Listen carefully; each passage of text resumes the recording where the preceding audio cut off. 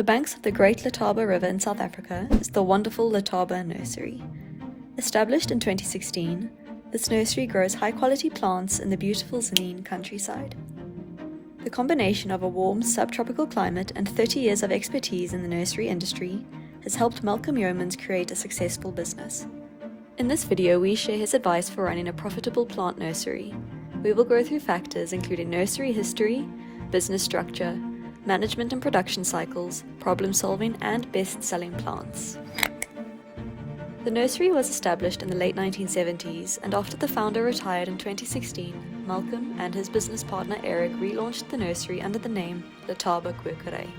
The nursery operates on 4 hectares of land on a 16-hectare farm.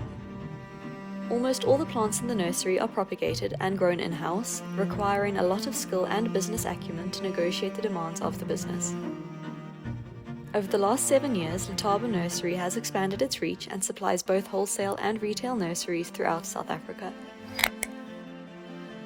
Letaba grows plants both for the retail and wholesale markets.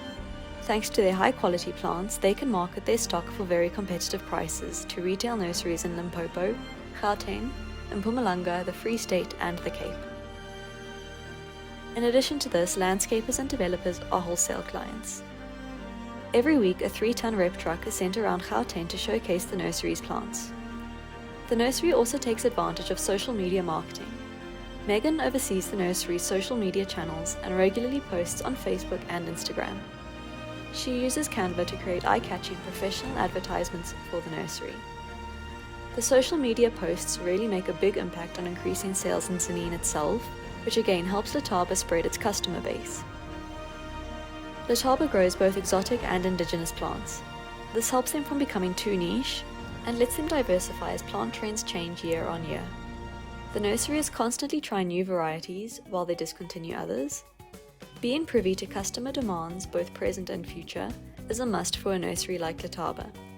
For example, the local climate allows the nursery to grow indoor plants like fiddle leaf figs and monsteras without the need for high-tech greenhouses. However, being in a relatively remote region brings up certain challenges. The biggest of these is transport. Being roughly 300 kilometers away from the nearest big city of Pretoria, fuel costs need to be considered. To make up for the transport costs, Letaba must keep their pricing very competitive. We mentioned earlier that Letaba propagates and grows most of its own plants by cuttings and seed. Cuttings are rooted in a coir and silica sand mixture, and cutting trays are kept under simple propagation hoops and after rooting are moved to shaded spots to acclimatize to the outdoors. The soil mixture is purchased from a local supplier. One of the exceptions to the in-house propagation rule are the citrus trees. Small 3-litre bags are bought locally, and the nursery transplants them to 20-litre bags and lets them grow for a while before they are sold. The nursery has a unique approach to planting and transplanting their stock. All planting is done after hours and the staff are paid overtime. This helps to increase productivity by adding an extra financial incentive for every bag planted. If a 4-litre bag is transplanted to a 10-litre or 20-litre bag, the worker is then paid per plant planted. The irrigation water is pumped from the Letaba River, where water flows from the catchment up in the Kloof mountain range. The nursery has a 5-hectare per month allocation, which means they can pull the equivalent thereof per month to irrigate the nursery. 3/4 of the nursery is watered by hand. Watering is done twice a week on Tuesdays and Fridays. We explain why this is the method of choice later in the video. Proper labor management is vital for the success of any nursery.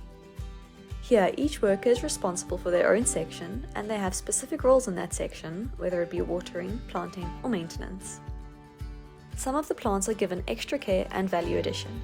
The vining plants, for example, are trained against stakes so they are already climbing by the time they are planted into a landscape. This makes it easy for the purchaser to place it into the landscape and have an immediate climbing or vining effect. The nursery saves money by trimming the rotten ends off of old wooden stakes and then reusing them. Bamboo stakes are a bit more expensive, but they have double the lifespan of the wooden ones, so the nursery is gradually moving towards using bamboo stakes completely. Malcolm emphasizes the importance of maximizing efficient space usage in the nursery. The only empty spaces are found where plants have just been shipped to customers. Planning according to microclimates is also important. For example, you can use naturally shaded spots in your nursery to acclimatize the cutting trays. Owning any business in South Africa brings unique challenges. Nursery owners therefore must be solution-oriented. At Letaba, many problems come from the fact that the land is rented. Therefore, the incentive to modernize is removed. For example, the installation of solar power will cost around 500,000 rand. But if the rental contract is terminated, all infrastructure will remain on the property. This is why hand watering is the primary irrigation method. While irrigation lines are relatively simple to install, they will not belong to the business owners, even though they were the ones investing in them. The present irrigation system is over 30 years old. Reliable power supply is also a major problem.